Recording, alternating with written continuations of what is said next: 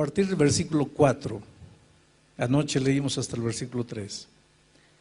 Pero Jehová hizo levantar un gran viento en el mar, y hubo en el mar una tempestad tan grande que se pensó que se partiría la nave. Y los marineros tuvieron miedo, y cada uno clamaba a su Dios, y echaron al mar los enseres que había en la nave para descargarla de ellos. Pero Jonás había bajado al interior de la nave y se había echado a dormir. Y el patrón de la nave se le acercó y le dijo: ¿qué tienes, dormilón? Levántate, clama a tu Dios, quizás Él tendrá compasión de nosotros y no pereceremos. Y dijeron cada uno a su compañero: venid y echemos suertes, para que sepamos por causa de quién nos ha venido este mal. Y echaron suertes, y la suerte cayó sobre Jonás. Entonces le dijeron ellos: decláranos ahora, ¿por qué nos ha venido este mal? ¿Qué oficio tienes? ¿Y de dónde vienes? ¿Cuál es tu tierra? ¿De qué pueblo eres? Y Jonás les respondió: soy hebreo y temo a Jehová, Dios de los cielos, que hizo el mar y la tierra. Y aquellos hombres temieron sobremanera y le dijeron: ¿por qué has hecho esto? Porque ellos sabían que Jonás huía de la presencia de Jehová, pues él se los había declarado. Y le dijeron: ¿qué haremos contigo para que el mar se nos acalme? Porque el mar se iba embraveciendo más y más. Y Jonás les respondió: tomadme y echadme al mar, y el mar se aquietará, porque yo sé que por mi causa ha venido esta gran tempestad sobre vosotros. Y aquellos hombres trabajaron para hacer volver la nave a tierra, mas no pudieron, porque el mar se iba embraveciendo más y más contra ellos. Entonces clamaron a Jehová y dijeron: te rogamos ahora, Jehová, que no perezcamos nosotros por la vida de este hombre, ni pongas sobre nosotros la sangre inocente, porque tú, Jehová, has hecho como has querido.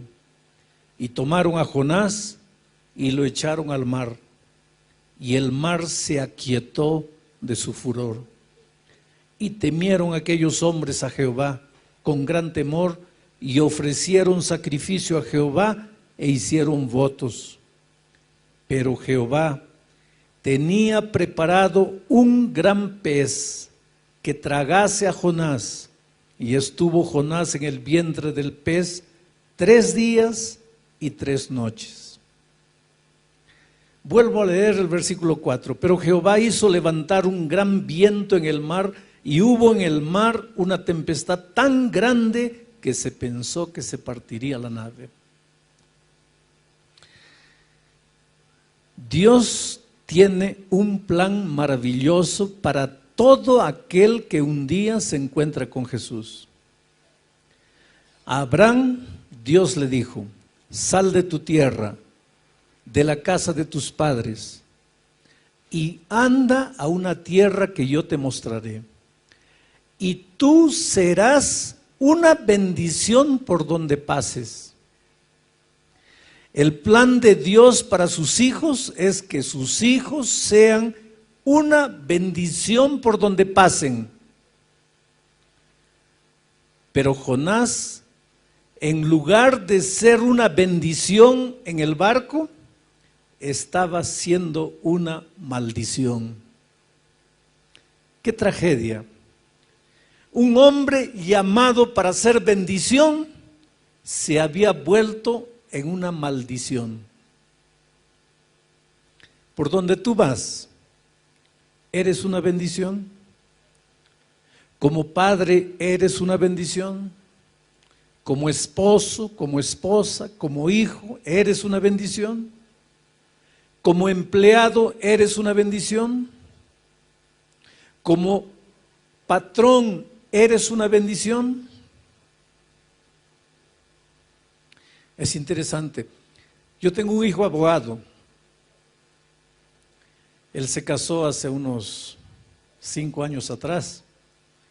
Y el día de las bodas conocí a otros 2 socios de él en un estudio jurídico que ellos tienen en Brasilia. Y yo los veía a esos 2 socios, también abogados famosos allá, medio dislocados porque no había bebida, no había cigarro, no había baile, no era el ambiente de ellos.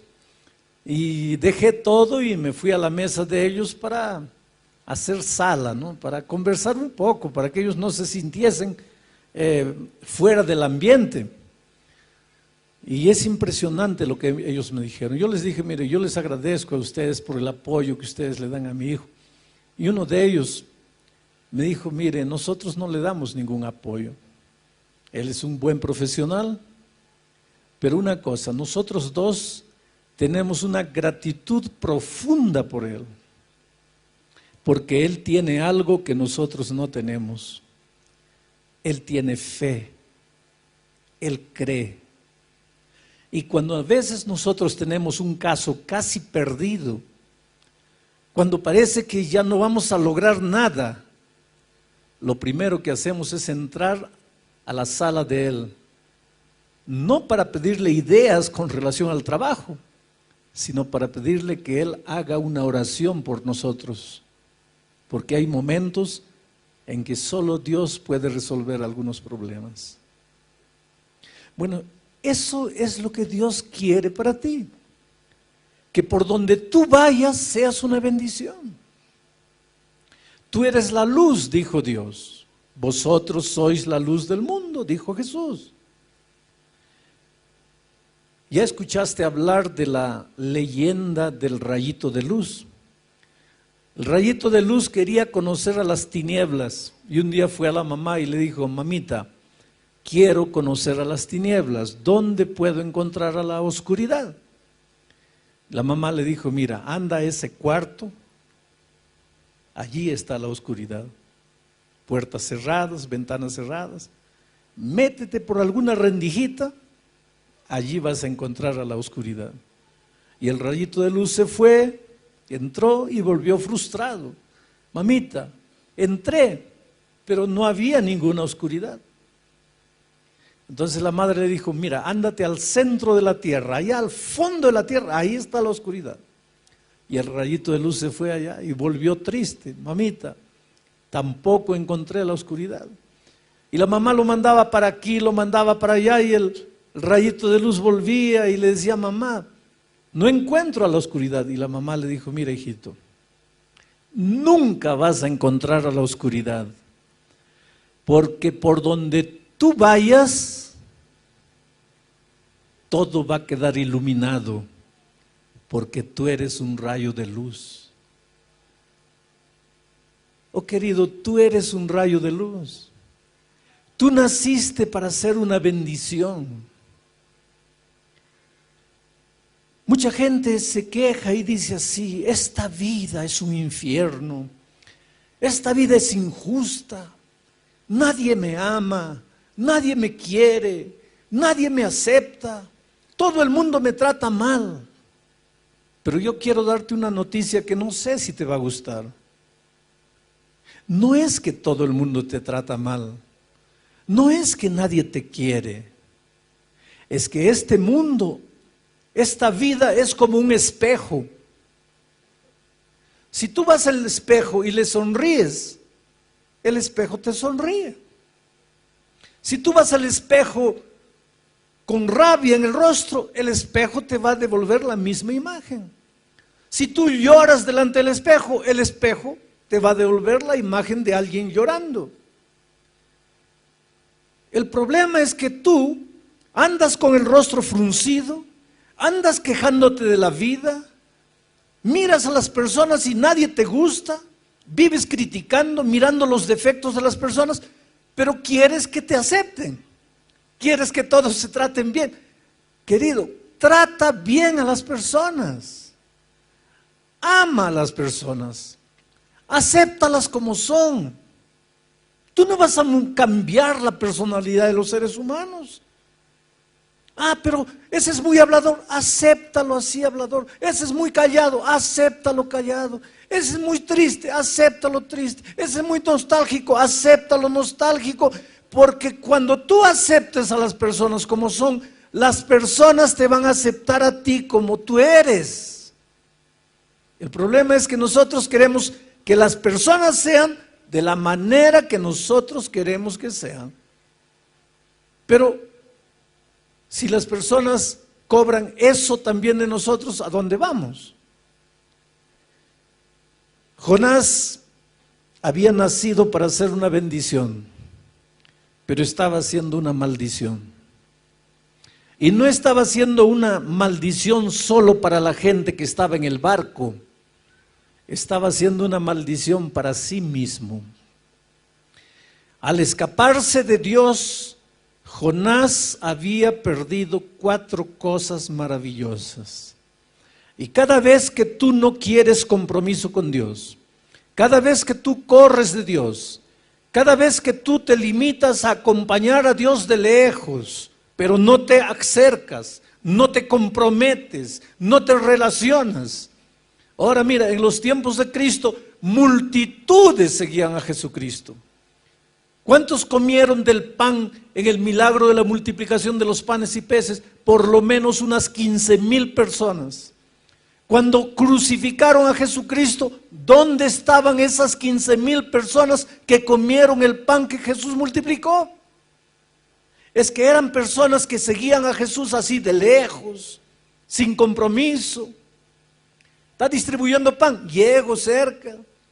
Está curando, voy allá. Está dando alguna bendición, corro, pero no quiero compromiso. Un paso siempre atrás. Siempre la humanidad fue así. Pero cuando tú vives distante de Jesús, cuando no quieres comprometerte, pierdes 4 cosas. Las 4 cosas que Jonás había perdido cuando decidió alejarse de Dios. En primer lugar, Jonás perdió su capacidad de orar. Perdió su capacidad de orar. ¿Recuerdas cuando leí el texto? Cuando la tormenta apareció, cuando el problema apareció, dice que cada uno de los marineros oraba a un Dios diferente. Cada uno tenía su Dios y cada uno clamaba a Dios. Yo creo que el jefe de los marineros convocó a una noche de oración especial, una reunión especial de oración para que Dios calme la tempestad. Y cada uno oraba a un Dios extraño. Ahora, la única persona que conocía al Dios verdadero, creador de los cielos y la tierra, dormía. Jonás, en la historia, es el primer cristiano que se durmió en una reunión de oración. Se bajó allá abajo y se echó a dormir. Si tú me haces una pregunta esta tarde, pastor, ¿cómo sé que me estoy alejando de Dios? Yo te respondo, cuando empiezas a perder tu capacidad de orar, cuando empiezas a orar poco, te estás alejando de Dios. Pero pastor, si el sábado estuve en la iglesia, no importa. Pero pastor, si yo soy anciano, no importa. Pero pastor, si yo pasé la lección de la escuela sabática, no importa. El hecho de que vienes a la iglesia no mide tu comunión con Dios. El hecho de que tienes un cargo en la iglesia no mide tu comunión con Dios. Lo que mide tu comunión con Dios es tu capacidad de orar.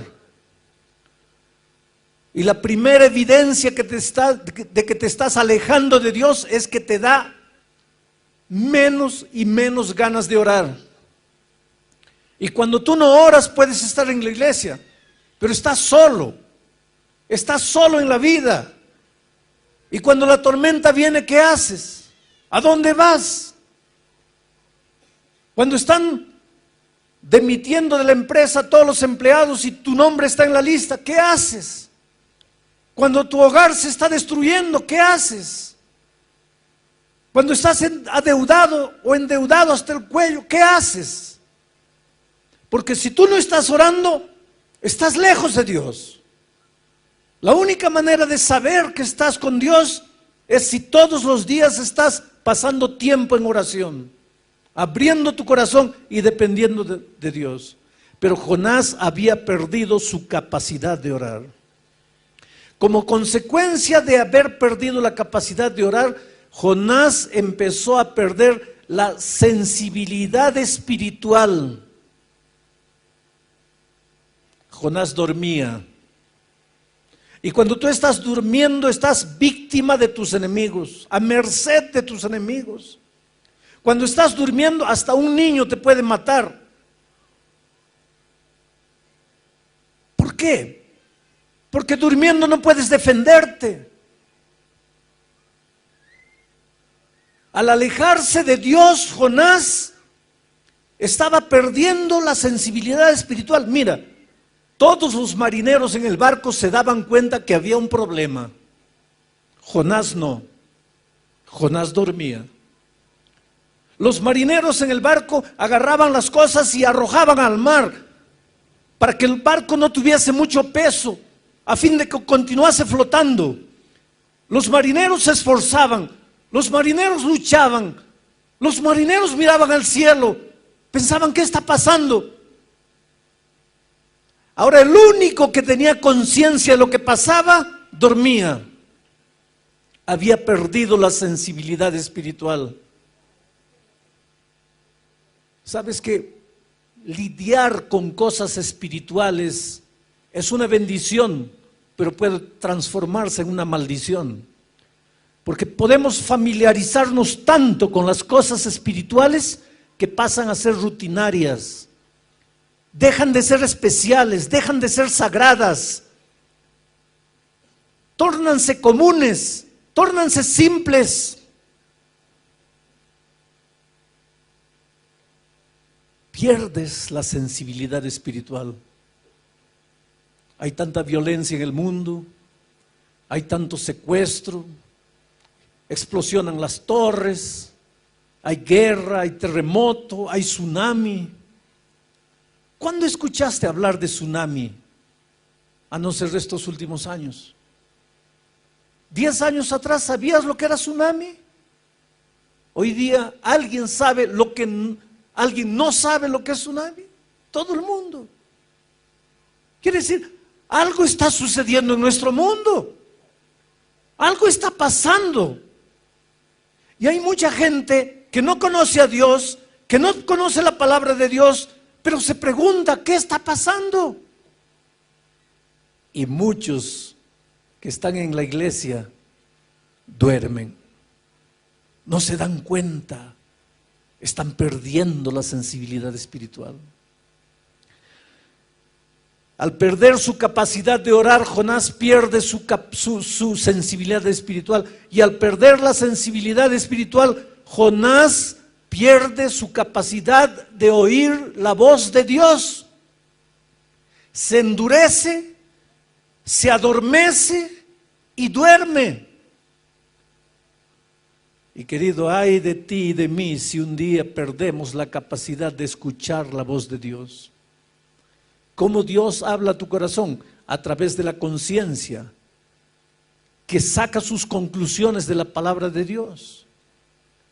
Pero cuando Dios te habla y no le escuchas, te sigue hablando y no le escuchas, te continúa hablando y no le escuchas, tu corazón se va endureciendo, endureciendo, y llega un momento en que Dios puede gritar a tus oídos y ya no escuchas, porque pierdes la capacidad de escuchar la voz de Dios.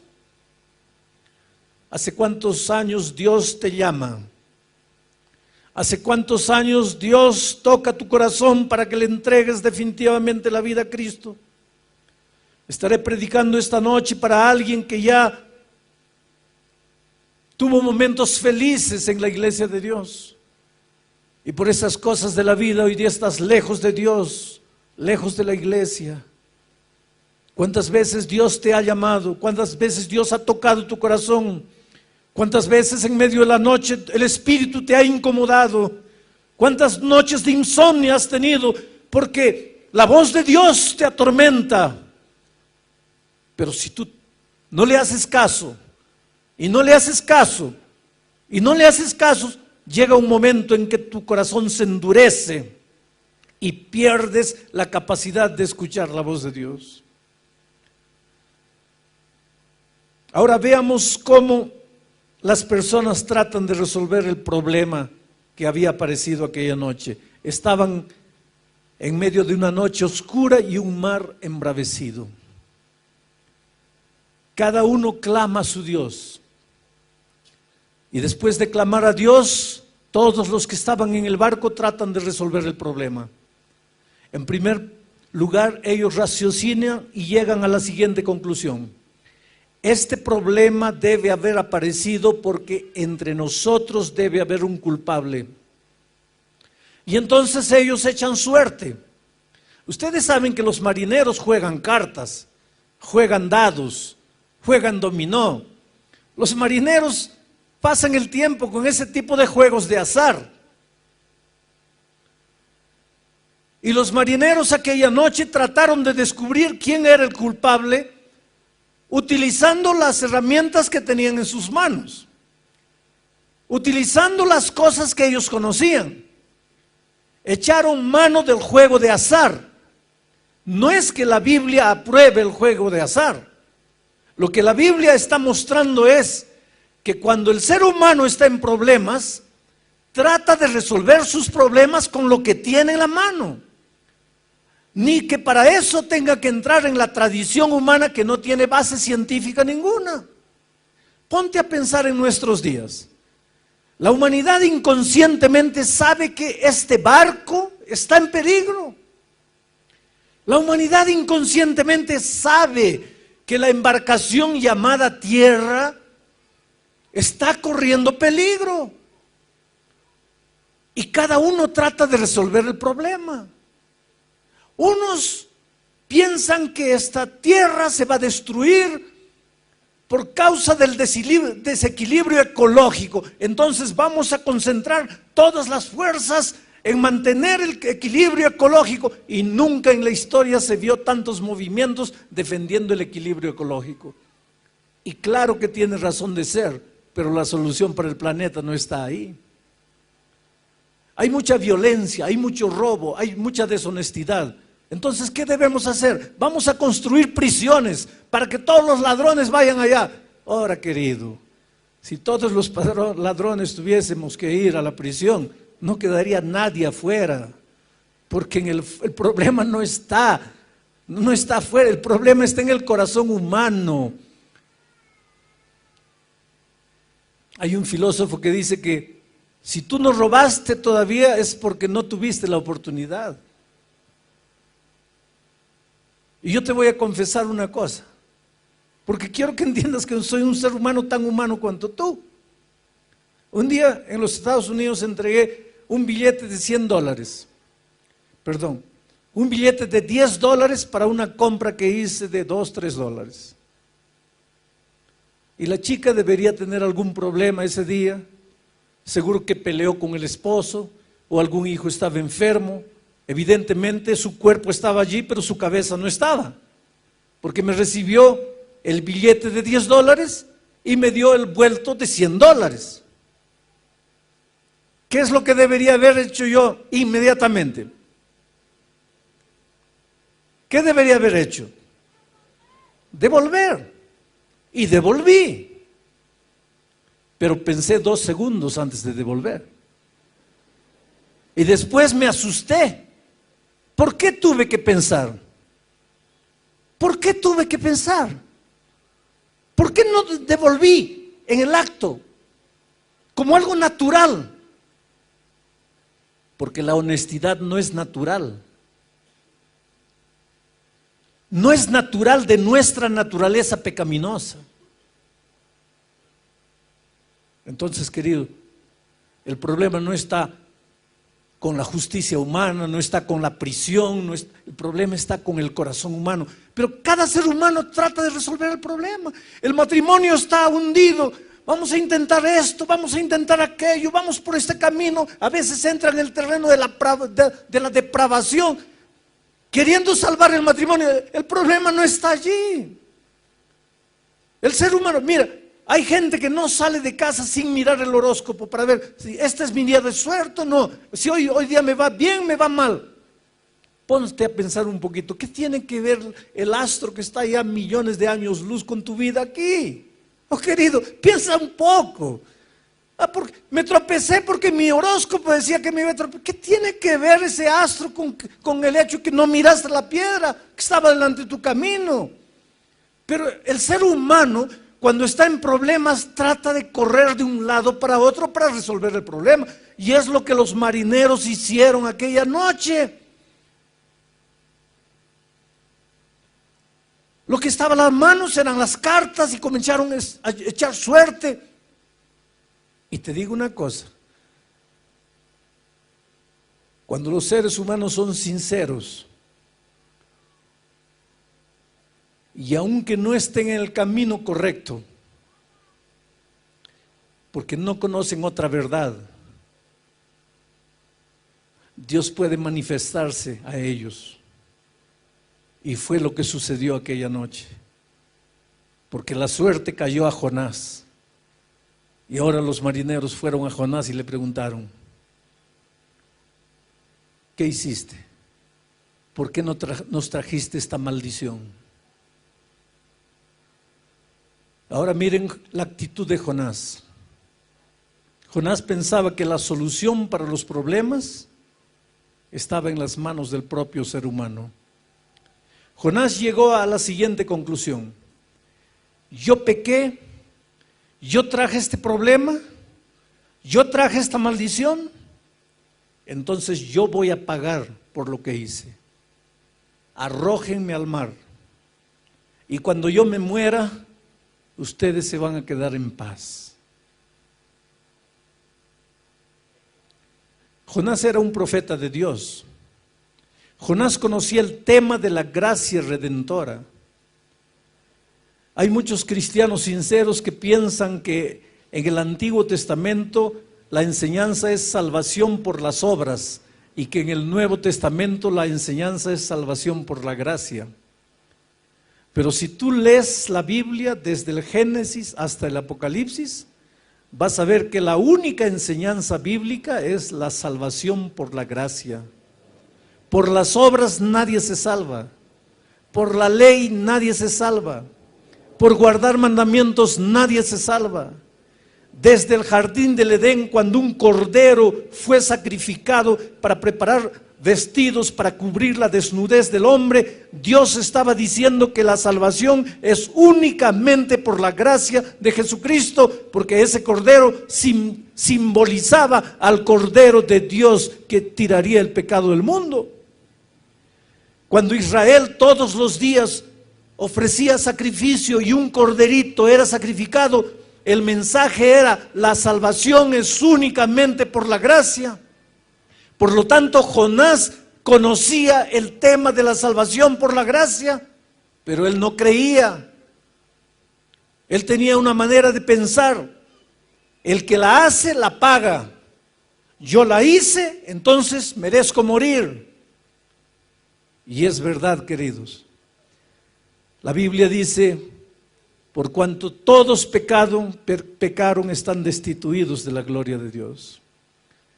Pablo afirma: la paga del pecado es la muerte. Todos esta noche merecemos morir. No hay justo ni siquiera uno, dice la Biblia. No hay quien busque el bien. Está en nuestra naturaleza el pecado. Nuestra inclinación natural es hacia el mal. Por lo tanto, aquí nadie tiene derecho de ser salvo. La salvación no es por derecho. La salvación no es por merecimiento. La salvación no es porque has hecho alguna cosa buena. La salvación no es por puntos que ganaste. La salvación no es una medalla de honra que recibes. La salvación es únicamente por la gracia de Cristo, porque Él te ama, a pesar de lo que has hecho, a pesar de tu pecado, a pesar de la vida que has vivido, a pesar de que creas o no creas. Dios te ama y quiere salvarte. Pero Jonás no entendía eso. Por ejemplo, cuando Jonás decidió escaparse de la presencia de Dios, fue porque Dios le dijo: levántate, ve a Nínive y profetiza. Y Jonás, más adelante vamos a ver eso, le dice a Dios: yo hubiera ido a Nínive a profetizar si yo hubiera sabido que tú los ibas a destruir. Pero Dios, yo te conozco y yo sé que si yo predicaba en Nínive, los ninivitas se iban a arrepentir y tú los ibas a perdonar. Y en mi opinión, esa gente no merece perdón. Por lo tanto, yo me escapé. Yo no fui a Nínive porque tú no ibas a cumplir con tu palabra. Y ahora, cuando Jonás le dijo a los marineros: arrójenme al mar, y los marineros lo arrojaron al mar, yo imagino la escena, déjenme imaginar. Jonás dando vuelta en el agua antes de hundirse. Las ondas como un remolino tratando de hundirlo. Y Jonás ya solo con la cabeza para afuera, mirando al cielo y diciéndole a Dios: ¿está viendo, Señor? Es así que se trata al pecador. Pecó, murió.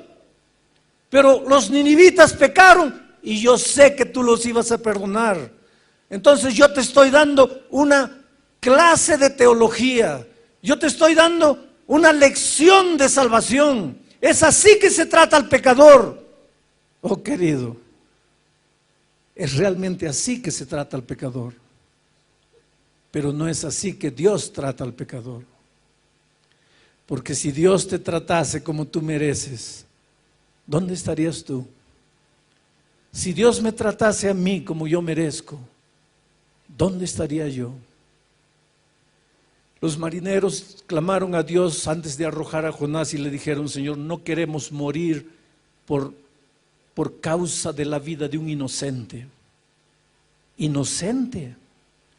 ¿Jonás era inocente? Jonás murió, o posiblemente moriría, pero no estaba muriendo por los marineros. Los marineros eran los inocentes. Jonás estaba muriendo por su propia culpa. Diferente de Jesús, que cuando murió en la cruz del Calvario, no estaba muriendo por él, porque Jesús sí era inocente. Él sí estaba muriendo por los pecadores. Él estaba muriendo por mí. Por eso, toda la eternidad no será suficiente para que yo pueda agradecer el amor maravilloso de Jesucristo. Y Jonás desapareció en las aguas. Todo el mundo pensó que había muerto. Y ahora entro a la parte final del texto de esta noche. El último versículo del capítulo 1 dice así: pero Jehová tenía preparado un gran pez. El problema del pecado a Dios no lo agarró por sorpresa. Desde la eternidad Dios ya tenía el plan de salvación preparado. Dios había preparado un gran pez.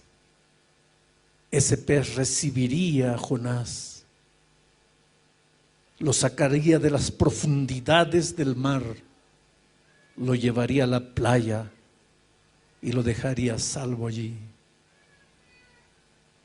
Tú y yo somos Jonás, por nuestros pensamientos, por nuestros sentimientos, por nuestras actitudes.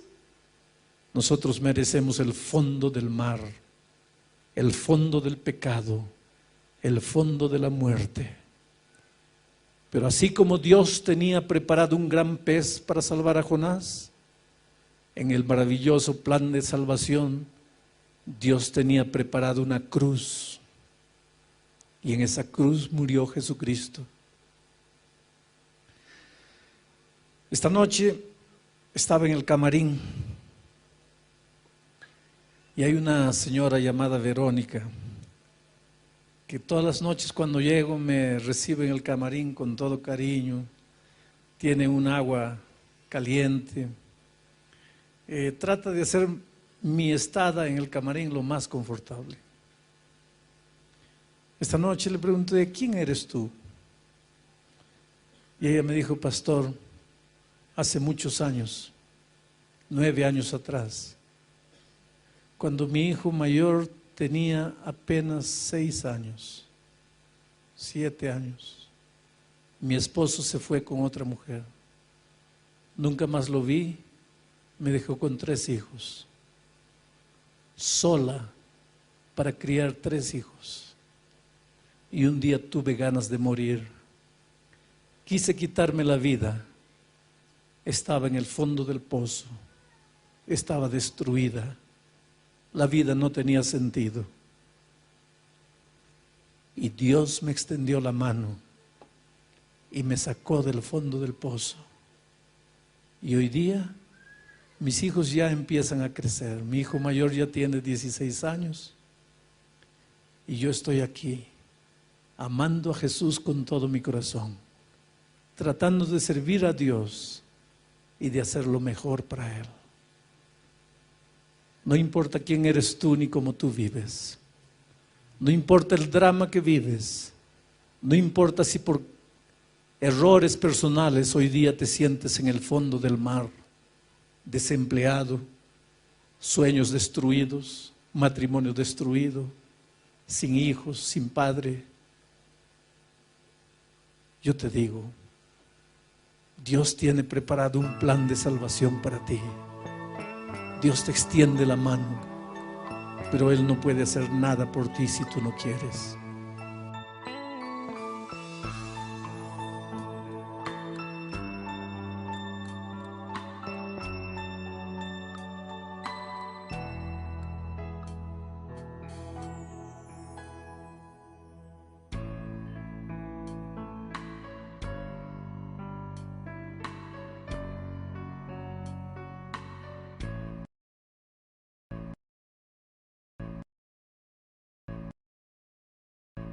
Una enfermedad.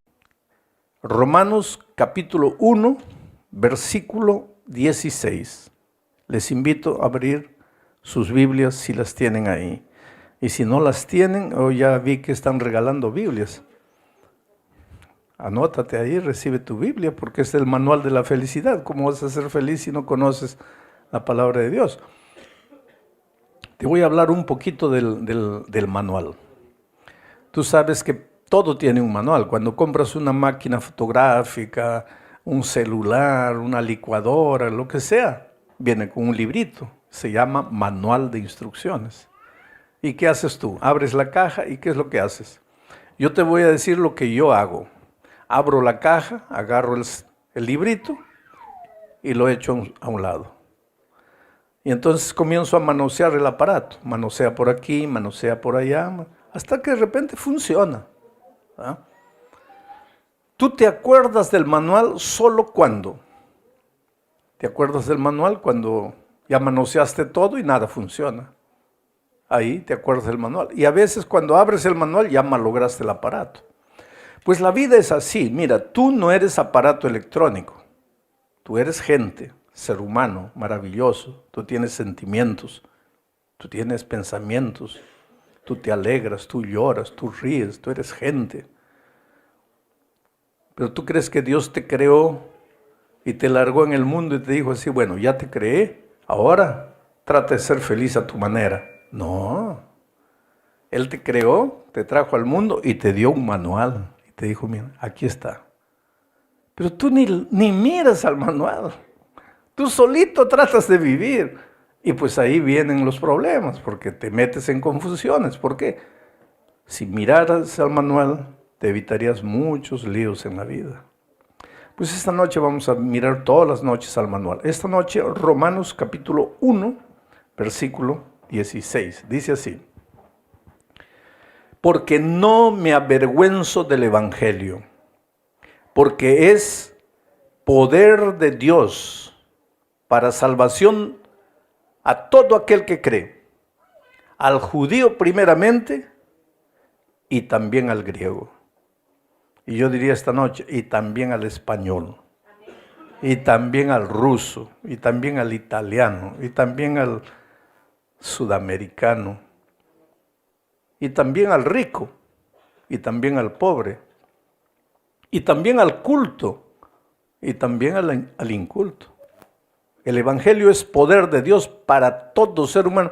Tú sabes que el evangelio no tiene fronteras, el evangelio no tiene banderas, el evangelio no tiene escudo. El evangelio es universal, el evangelio es para el ser humano. Y Pablo dice aquí, el evangelio es poder, poder de Dios, poder. Pablo escribió la Biblia en griego. Entonces, para entender mejor la Biblia, a veces hay que estudiar un poco de griego. Nosotros cuando estudiamos teología, una de las materias que estudiamos son los idiomas bíblicos, un poco de hebreo, un poco de griego, para poder tener acceso a la Biblia en los originales hebreos y griego.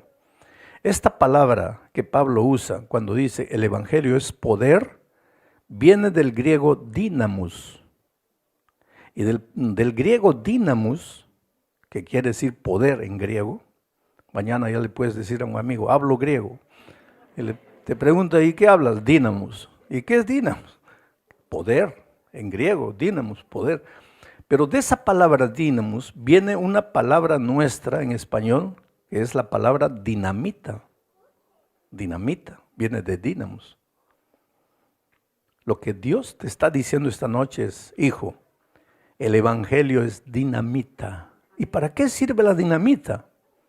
Cuando están abriendo los trabajadores una carretera, están abriendo con los tractores, las palas, las máquinas, están yendo, de repente encuentran una roca gigantesca.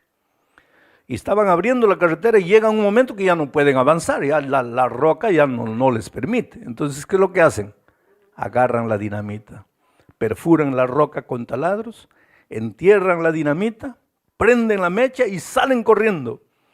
Y la dinamita pues hace polvo la roca. Y ahí siguen abriendo el camino. Ahora mira lo que Jesús te está diciendo. Hijo, tú estás yendo a un lugar. Tú tienes en la vida una meta. Tú tienes un sueño. Pero tu sueño hasta hoy día no se ha realizado. ¿Y por qué? Porque cuando tú estás yendo en dirección de tu sueño, de repente encuentras una roca enorme. Una roca enorme. Un obstáculo, una dificultad, no puedes avanzar, ya no sabes qué hacer. Tú estás caminando, abriéndote camino, rumbo a tus sueños, rumbo a donde quieres llegar. Y de repente encuentras un problema. ¿Cuál es el problema? A veces falta de dinero, a veces las circunstancias, a veces una enfermedad, a veces tus amigos, a veces lo que sea. Pero no realizas tus sueños. Por ejemplo, estaré predicando esta noche para alguien. El otro día alguien me dice así, pastor, mi sueño era ser médico, pero ya estoy viejo y nunca se realizó mi sueño. ¿Por qué? Y me comenzó a mencionar muchas dificultades y problemas que tuvo y nunca llegó a ser médico porque encontró piedras en su camino. Ahora viene Pablo y te dice así, pero es que el evangelio es poder, es dinamita. ¿Por qué esos problemas te impidieron de alcanzar tus sueños? Porque tú no tenías el poder del evangelio. Porque si hubieras tenido la dinamita del evangelio, esos obstáculos, esas rocas que encontraste en tu camino se hubieran hecho polvo y hubieras realizado tus sueños. Entonces necesitas el poder del evangelio. Y querido, todos queremos poder, todos. El otro día una señora me dice, no, pastor, los políticos querrán poder. Yo no quiero poder. Claro que quieres poder. Todos queremos poder. ¿No quisieras poder comprar un coche nuevo? Pues entonces quieres poder. ¿No quisieras poder comprar una casa? Quieres poder. ¿No quisieras poder sacar a tu hijo que está en las drogas destruyendo su vida? Pues quieres poder. ¿No quisieras poder sanar del cáncer? Todos queremos poder. ¿Tú crees que el poder es solo para maltratar a las personas? No.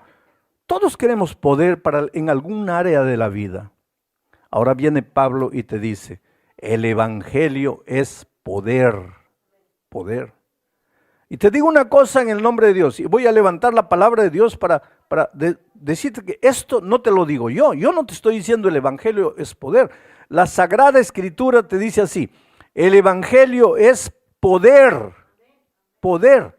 Eso quiere decir que no hay nada en tu vida que Dios no pueda hacer. No hay nada en tu vida que Dios no pueda hacer. Imagina lo más difícil que estás enfrentando. Porque hay una cosa, cuando aparecen problemas en nuestra vida, la primera cosa que decimos, ya estoy acabado. En Latinoamérica dicen, estoy frito, ya estoy muerto. Esto no tiene salida, esto no tiene solución. Y yo te digo una cosa, si tú te apoderas del evangelio, todo tiene salida. Hay solución para todo. No, pastor, para mi problema no hay solución. Una niña de 16 años entró a mi oficina una vez y me dice, pastor, la única salida para mí es la muerte, pero soy tan cobarde que ni puedo matarme. ¿Cuál es tu problema? No, pastor, mi problema no tiene salida, no tiene solución. Pero dime, ¿cuál es tu problema?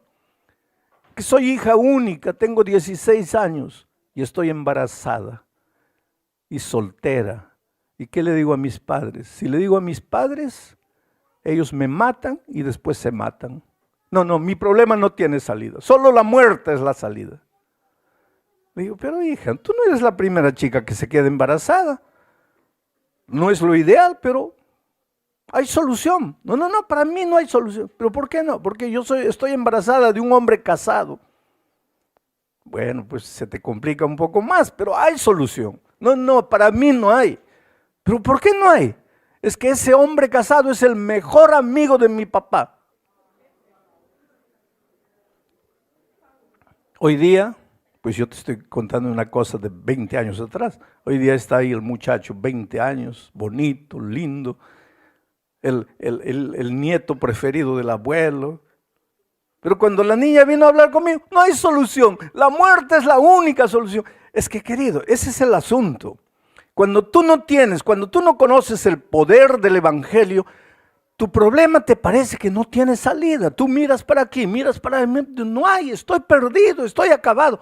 Pero esta noche, en el nombre de Jesucristo, yo te digo lo que Pablo te dijo. El evangelio es poder. Sí hay solución para ti, pero, aquí viene la cosa, pero, para que el poder del evangelio funcione en tu vida, dos cosas. Primero, no te avergüences del evangelio, porque Pablo dice, yo no me avergüenzo del evangelio porque el evangelio es poder. Entonces, ¿quieres el poder del evangelio? Número uno, requisito número uno, nunca te avergüences del evangelio. Número dos, cree en el evangelio. Porque si no crees en el evangelio, ahí el evangelio no va a hacer nada en tu vida. Y segundo, si te avergüenzas del evangelio, el evangelio tampoco va a funcionar en tu vida. Y hay mucha gente que dice así, no, es que el evangelio no funcionó en mi vida. Es porque, primero, o no creíste completamente, o segundo, tuviste vergüenza del evangelio. Ahora yo te voy a explicar por qué Pablo dice, yo no me avergüenzo del evangelio. Porque en los días de Pablo, en el Imperio Romano dominaba el mundo conocido de aquellos días. En los días de Pablo había por lo menos 5 millones de esclavos. 5 millones de esclavos.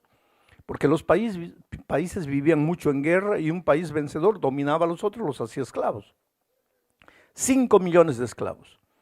Y cuando Jesucristo apareció en el escenario histórico, yo no sé cuánto de Biblia ustedes conocen, pero Jesús, su primer sermón no fue el sermón del monte, como algunos piensan. Su primer sermón fue predicado un sábado. Eso está en Lucas 4:16, que dice que un sábado él fue a la sinagoga y abrió la escritura, y abrió un texto de Isaías. Y ese texto decía así, el Espíritu de Dios está sobre mí y me ha ungido para proclamar libertad a los cautivos. O sea, el evangelio llegó al mundo en la persona de Jesucristo proclamando libertad, porque el evangelio es libertad. no me digas que conoces el Evangelio si estás prisionero de algún hábito, de algún vicio, de algún hábito que está destruyendo tu vida. No, no, no, porque donde entra el Evangelio, entra la libertad. No hay Evangelio con esclavitud, no combina. Evangelio es libertad, libertad de los preconceptos, libertad de los prejuicios, libertad de la ignorancia, libertad del pecado, libertad, el Evangelio es libertad. Entonces, cuando Jesús comenzó a predicar el Evangelio y la libertad, y cuando Pablo y sus discípulos también comenzaron a predicar el Evangelio de la libertad, díganme quiénes fueron los primeros que aceptaron el Evangelio. Los esclavos, lógico. Es que ellos pensaban que cuando Pablo o cuando Jesús dijo, he venido a proclamar libertad a los cautivos, ellos pensaron que se trataba de libertad del poder romano, del poder opresor. Pero Jesús no estaba hablando de libertad política, no estaba hablando de libertad del cuerpo, estaba hablando de libertad del alma.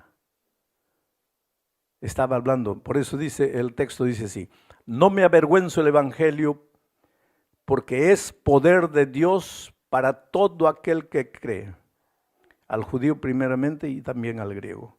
Poder de Dios para salvación de todo aquel que cree. Porque querido, una cosa, nosotros los seres humanos confundimos las cosas. Yo te pregunto esta noche, ¿cuál es el más grande problema que tienes? Me vas a decir tal vez que mi hogar se está destruyendo. Ese no es tu problema. No, sí, pastor, ese es mi problema. No, ese no es tu problema. Que tú estás enfrentando ese problema, yo no puedo negar. Tal vez tu hogar se está destruyendo. Tal vez tu hijo está en las drogas. Tal vez acabas de perder el empleo. Tal vez el médico ha descubierto que estás con cáncer. Yo no puedo negar tus problemas, pero ese no es tu verdadero problema. El padre de tus problemas es el vacío de tu corazón. Es tu estado de perdición espiritual. Más que perdición te voy a decir desorientación. No sabes qué hacer, no sabes para dónde ir. Estás confundido. Ese es tu problema. Si ese problema es resuelto en tu vida, tú te vas a dar cuenta que los otros problemas en el nombre de Jesucristo los vas a vencer. Pero primero tienes que resolver tu problema espiritual. Pero hay gente desesperada, no puede dormir de noche, se revuelca en la cama de un lado para otro, toma somníferos, no sabe qué hacer. La angustia, el vacío del corazón, ese es el problema del ser humano. Bueno, los judíos o la gente, los esclavos de aquel tiempo, también pensaban que su problema era la esclavitud de Roma. Pero no era el problema. Jesús les estaba hablando de la libertad del alma, la salvación del alma. Bueno, pero los esclavos pues agarraron el Evangelio, aceptaron el Evangelio. Entonces la iglesia primitiva, la iglesia en los días de Pablo, estaba formada por esclavos que se apoderaban del Evangelio queriendo ser libertados. Y también por judíos que se convertían al cristianismo. Ahora dime una cosa. Tú conoces un esclavo millonario, tú conoces un esclavo que tiene una mansión con piscina, tú conoces un esclavo que tiene un carro de 80,000 euros. ¿Qué esclavo es ese? ¿Tú conoces un esclavo cuyos hijos estudian en las universidades más caras del país? No, el esclavo es pobre, el esclavo generalmente es ignorante, no tiene escuela. El esclavo no se pertenece ni a él, pertenece al señor, al patrón, al dueño. Eso, la iglesia primitiva, la iglesia en los días de Pablo estaba formada por esclavos, gente pobre, gente simple, gente sin muchas letras. Pero el Evangelio también tocaba el corazón de los cultos, de los ricos, de los poderosos, de los famosos. Y algunos de ellos entraban a la iglesia, así como tú entraste esta noche, medio así con miedo, ¿no? Preguntando, ¿qué será? ¿Cómo será? Y ellos entraban así y veían un pobre, otro esclavo. ¿Y qué hacía esa gente poderosa? Decía, ay, qué vergüenza, no me voy a meter aquí porque si me meto aquí mis amigos van a decir que yo también me estoy volviendo pobre. No, yo me voy. Y se iban. Y es en ese contexto que Pablo llega y dice, pero yo no me avergüenzo del evangelio. Ellos pueden irse, pero yo no me avergüenzo del evangelio. Y mira que Pablo no era ningún ignorante, ningún pobretón. Pablo tenía una brillante carrera profesional. Pablo había sido educado a los pies de los más grandes profesores hebreos. Pablo era ciudadano romano con documentos romanos, ciudadano judío con documentos judíos. Se movía libremente entre los judíos, se movía libremente entre los romanos. Pablo venía de una familia rica. Pablo no era cualquiera. Y sin embargo Pablo dice, yo no me avergüenzo del evangelio. ¿Por qué? Porque yo quiero el poder de Jesucristo. Y si quiero el poder de Jesucristo, si quiero el poder del evangelio, ¿por qué me voy a avergonzar del evangelio? Ahora, querido, los tiempos no han cambiado. Hoy la gente sigue teniendo vergüenza del evangelio. ¿Y quieres una prueba? Mañana te encuentras con un amigo y te pregunta, oye, ¿dónde estabas a las 8 de la noche? Porque yo te llamé y tu celular no atendía. Y ahí tú le dices, de que me fui a un hotel. ¿Qué? ¿Estás hospedado? Ya no, fui a una reunión. ¿Qué reunión? Una reunión del evangelio ahí, de la Biblia. Ahí tu amigo te va a mirar así de pies a cabeza. No me vas a decir que te estás volviendo hermanito. Y ahí tú te sonrojas, no sabes dónde esconderte. No, solo esta vez, solo por curiosidad. Ah, querido, ahí recuérdate lo que Pablo está diciendo. ¿Quieres el poder del evangelio? No tengas vergüenza del evangelio.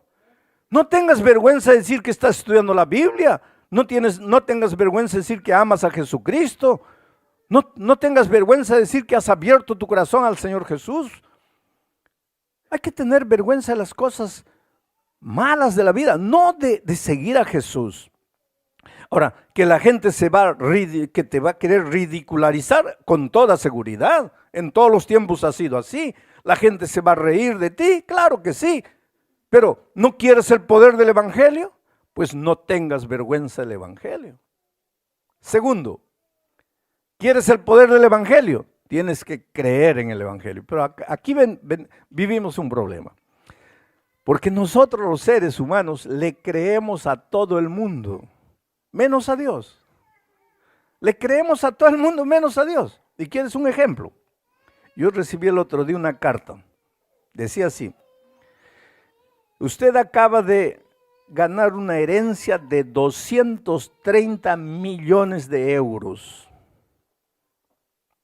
Pero no sabíamos dónde estaba hasta que lo encontramos. Ahora necesitamos depositar el dinero en su cuenta corriente, pero no sabemos cuál es su cuenta corriente. Entonces, mándenos su cuenta corriente, tal. Algunos de ustedes están sonriendo, ¿no? Porque también han recibido ese email ya. Ahora, dime una cosa, ¿por qué tú crees que existen esos tipos de emails? ¿Por qué? ¿Por qué? Porque hay algunos que creen. Porque si nadie creyera, ¿quién se va a dar el trabajo de escribir? Pero es que mandan miles y por ahí caen. Y después cuando caen ya les metieron la mano a la cuenta corriente, les sacaron dinero y cuentan la historia. ¿Pero por qué creíste? No sé qué me dio, pero creí. ¿Cómo vas a creer que ganaste una herencia de 230 millones de euros? Pero creí. Interesante. Ahora Jesús te dice, el evangelio es poder para resolver cualquier problema en tu vida. Ahí tú te quedas, ¿será? ¿No será? ¿Me estarán engañando? ¿Cómo es un libro tan antiguo puede servir? Miles de preguntas. Ahora, para dar tu cuenta corriente, ahí no pensaste nada. Pero ¿cómo somos los seres humanos, querido? El otro día encontré una señora, el pastor me dice, hable con ella porque ella quiere tomar su decisión de seguir a Jesús, pero está con miedo. Y le digo así, ella estaba acompañada de unos 5 hijitos chicos. Digo, señora, tiene bastantes niños. Sí, me dice, y comenzó a hablar. Les voy a hablar lo que ella dijo con sus palabras. Dijo así, es que me casé con un sinvergüenza. Estoy usando las palabras de ella. Me casé con un sinvergüenza mujeriego. ¿Cómo? Sí, me llenó de hijos y ahora se fue con otra. Digo, pero él era siempre así. No, sí, desde novio era así. Pero ¿y por qué se casó? No, porque él me decía que estaba arrepentido, que iba a cambiar. ¿Y le creíste? Sí, le creí. Ahora el mujeriego se fue, me dejó con 5 hijos. Yo no dije nada. Pero después le pregunté, ¿y por qué el pastor me dijo que hable contigo? Porque estás con miedo de entregarte a Jesús. ¿Por qué no te entregas a Jesús? Es que tengo miedo, mire. ¿Será verdad? No será verdad. Mis amigos me dicen que me están lavando la cabeza. Miren, al mujeriego sinvergüenza, estoy usando las palabras de ella, al mujeriego sinvergüenza le creyó. A Jesús, será, me estarán lavando la cabeza. Pero ¿cómo somos los seres humanos, queridos? Al hombre, al ser humano, le creemos todo. A Dios, a la palabra de Dios, ay, pero ¿cómo será? Pero así somos los seres humanos. Entramos al avión. No conocemos al piloto, no conocemos a los comisarios de bordo, no conocemos al que fabricó el avión, no conocemos al dueño de la compañía, no conocemos a los otros pasajeros, no conocemos a nadie, nos sentamos y dormimos con la seguridad de que cuando nos despertemos estaremos en Madrid. Y si en la mitad del camino el piloto te lleva al Triángulo de las Bermudas y te arroja ahí, ah no, pero tú crees en todas esas personas que nunca has visto, tú crees. Ahora Jesús viene y dice, hijo, dame tu vida que yo te voy a conducir a pastos verdes. ¿Será? ¿Cómo será? Pero así somos los seres humanos. Te duele la cabeza, vas a la farmacia, no conoces al farmacéutico, no conoces al dueño de la farmacia, no conoces al que te está vendiendo, no conoces a nadie. Dame una pastilla para el dolor de cabeza, te dan un Mejoral, no sé si hay Mejoral. Y te lo tomas. Y si te estuvieran dando una pastilla de cianuro de potasio. Pero no, tú crees en toda esa gente que nunca has visto, tú crees y te tomas. Ahora viene Dios y te dice, aquí está el poder del evangelio, tómalo. Ahí te quedas, ¿cómo será? No sé. Pero es que los seres humanos somos interesantes, queridos. Queremos prueba de todo, pruébame. Pero el otro te prueba que el Mejoral es Mejoral. No, eso no tiene nada que probarte. Ahora, cuando se trata de Biblia, pruébame. Ahí quieres prueba de todo. Y sin embargo, tú en la vida haces cosas que nunca entiendes. Por ejemplo, yo no entiendo cómo una vaca negra come pasto verde y produce leche blanca. Yo no entiendo, pero yo me tomo la leche. Porque en la vida hay cosas que no entendemos, pero hacemos. El otro día alguien me dice, pastor, el día que yo le dé la mano a Dios, yo voy a creer. ¿Quieres darle la mano a Dios para creer? Le digo, ¿y por qué no viniste anoche? No, es que fui con mi novia a cenar. ¿Estás enamorado? Sí. ¿La amas? Sí, la amo mucho. ¿Ya le has dado la mano al amor? No. ¿Y por qué crees? Es que yo siento. Sí, pero nunca le has dado la mano. No, pero ¿cómo le voy a dar la mano al amor? Igual con Dios. ¿Por qué quieres darle la mano a Dios? ¿No sientes a Dios en todo? Pero los seres humanos queremos pruebas. Y ahora viene Pablo y dice, el evangelio es poder, pero es poder si crees. Y te voy a contar ahora, porque hasta aquí todo lo que te hablé es teoría. Ahora voy a entrar en el terreno práctico para mostrarte cómo funciona el poder del evangelio. Yo estaba predicando una noche en la iglesia de Botafogo, en Brasil, en Río de Janeiro. Había unas 1200 personas. Era una noche de predicación. Comenzamos a las 9 de la noche, sábado de noche, y terminamos a las 5:30 de la mañana. Toda la noche cantando, orando, predicando, cantando, orando, predicando. Una linda noche de vigilia. Más o menos a la 1 de la mañana, todos se dividieron de dos en dos para orar. Yo me fui a orar con un joven que nunca había visto. Pero antes de eso, cuando ya nos estábamos dividiendo para orar, una señora levantó la mano y dice: jóvenes, yo quisiera que ustedes oren por mi hijo. Y dijo así: mi hijo nació aquí en la iglesia, creció en la iglesia. Mi hijo participó de todas las actividades de la iglesia. Es un joven como ustedes. Y yo quisiera ver a mi hijo aquí, pero infelizmente en este momento que ustedes están cantando, orando aquí, mi hijo está aquí cerca, en las calles de Copacabana, vestido de mujer, prostituyéndose, vendiendo su cuerpo. Y ella comenzó a llorar y dice: yo no sé qué hacer más para ayudar a mi hijo.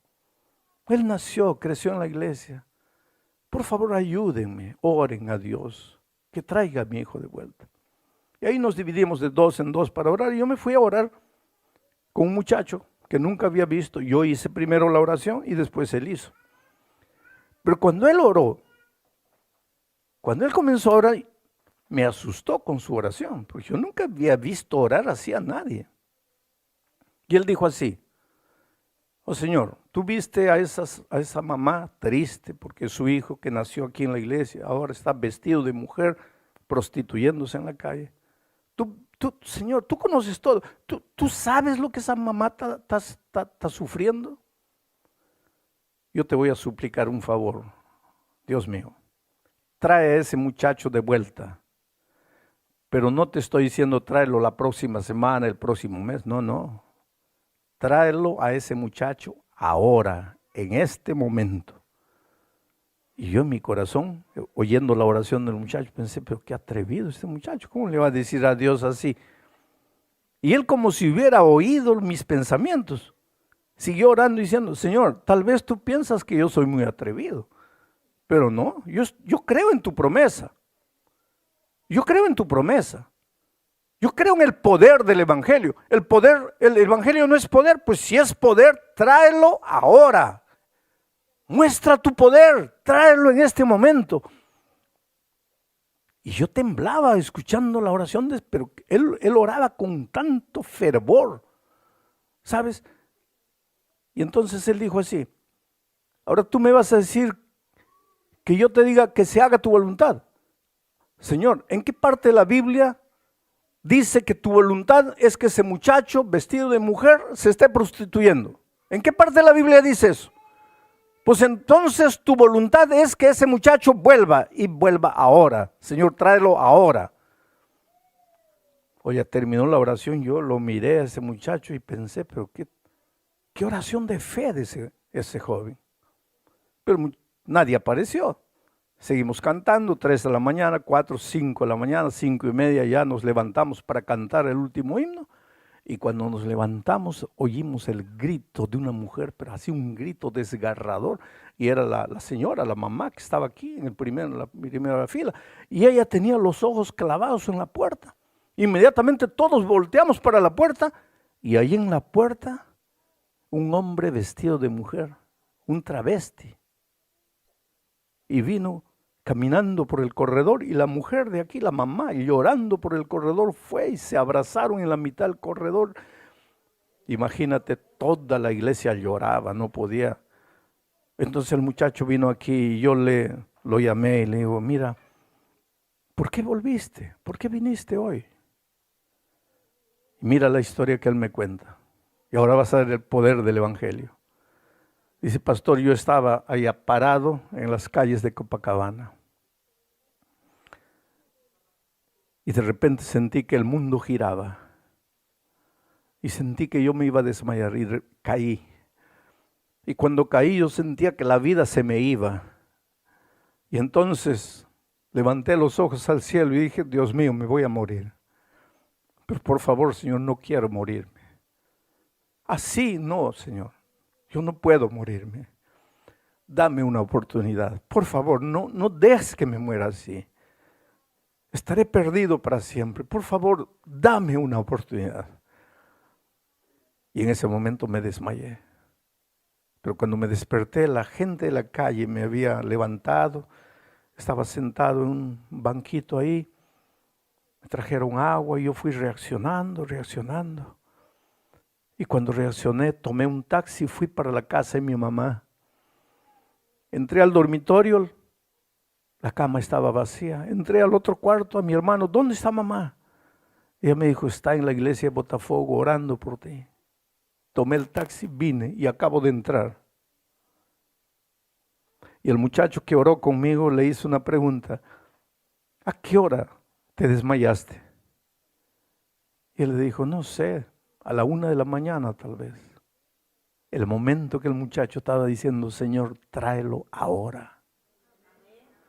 Por eso te digo, no hay nada en tu vida que Dios no pueda hacer. No hay nada. Dios dice, pruébame ahora, pruébame. Yo estaba predicando en Cuba y una señora atea que no creía en Dios salió. La experiencia de Cuba fue extraordinaria, ¿sabes? Prediqué en el Teatro Mella, el teatro de la juventud comunista. Por primera vez en la historia de la revolución dieron permiso a una iglesia para reunirse en ese teatro. Los hermanos no podían entrar, entraban solo 4,000 personas. Entonces los hermanos traían a sus amigos, los hacían entrar y ellos se quedaban afuera esperando a sus amigos para llevarlos a la casa de vuelta. Y ahí salió una señora, esa señora atea. Cuando yo llamé a las personas, ella no se levantó. Porque todas las noches cuando termino el mensaje yo siempre digo así, ¿quieres aceptar a Jesús? Levántate y ven. Hay mucha gente que dice, no, tengo vergüenza, pero no te avergüences del Evangelio, no tengas vergüenza del Evangelio. Pero ella dijo, no, yo no voy porque tengo vergüenza, yo no voy porque yo no creo en Dios. Para mí Dios no existe. Ella fue educada así desde niña. Interesante que ella me cuenta que los profesores le decían, ¿ustedes creen en Dios? Pídanle caramelo a Dios. A ver, todos en coro, ¿ya? Dios, danos caramelo, ya, más alto, griten. Pues el caramelo no aparecía. Entonces decía, ahora pídanle al comandante el caramelo, pídanle al comandante Fidel. Ellos pedían y ahí la profesora les daba caramelo.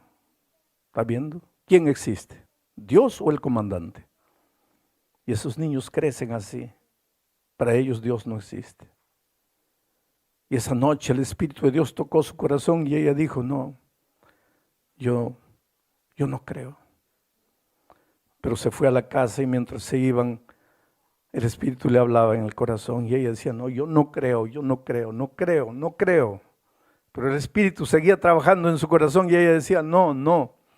Pero ya antes de llegar a la casa, levantó los ojos al cielo, dijo, Señor, mira, si tú existes, yo te voy a pedir una prueba. Pruébame que existes. Su esposo se había ido a Miami 20 años atrás y nunca le había llamado siquiera. Entonces ella le dijo a Dios, si tú existes, yo quiero que mañana mi esposo me llame, porque eso es imposible. Y si él me llama mañana, entonces yo sabré que tú existes. Cuando ella bajó del ómnibus, una vecina le dice, oye, ven, hay una llamada aquí para ti, de Miami. Ella va y era el esposo. Ella le dijo, hasta mañana. Y Dios le dijo, no voy a esperar hasta mañana, ahora. Porque Dios es Dios. No te atrevas a dudar del poder de Dios.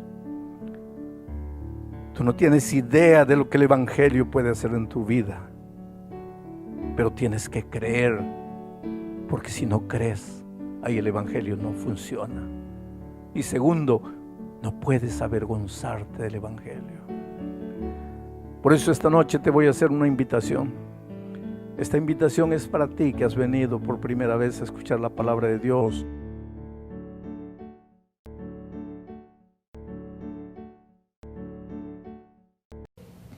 Vamos al texto bíblico de esta noche, Colosenses capítulo 1, versículos 10 y 11.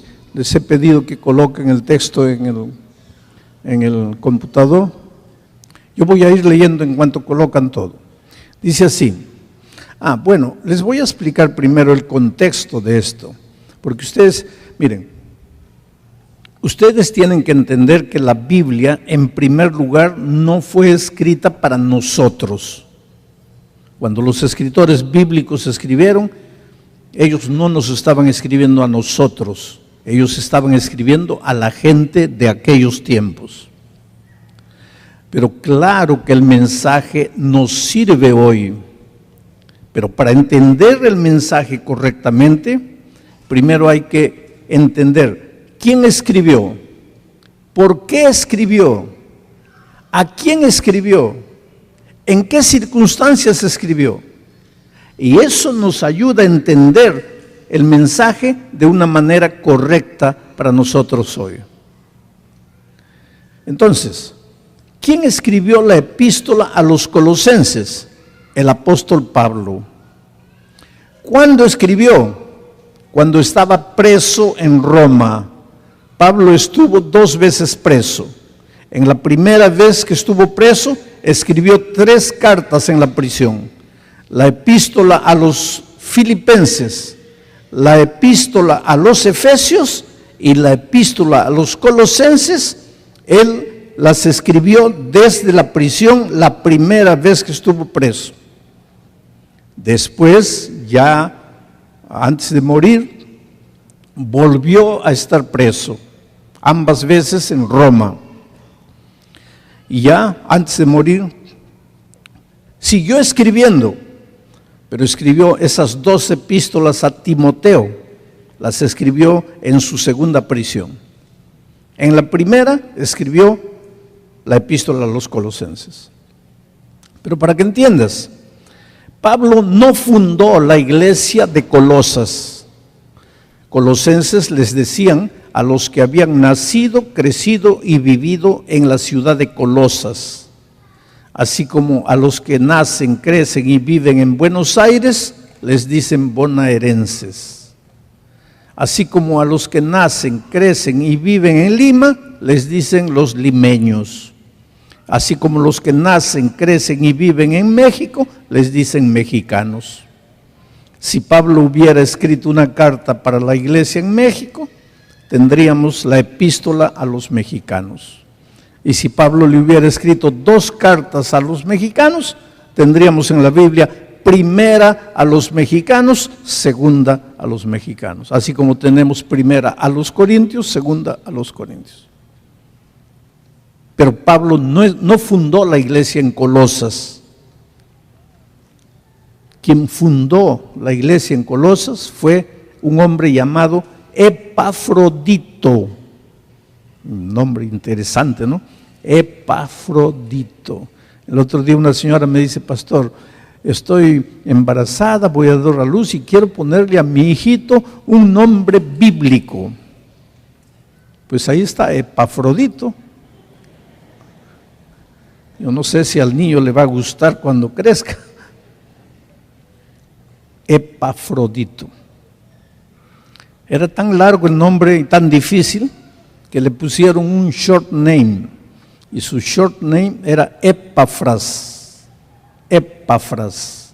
Cuando tú en la Biblia encuentras Epafrodito, es Epafras. Y cuando encuentras Epafras, es Epafrodito. Es la misma persona, no son 2 personas diferentes.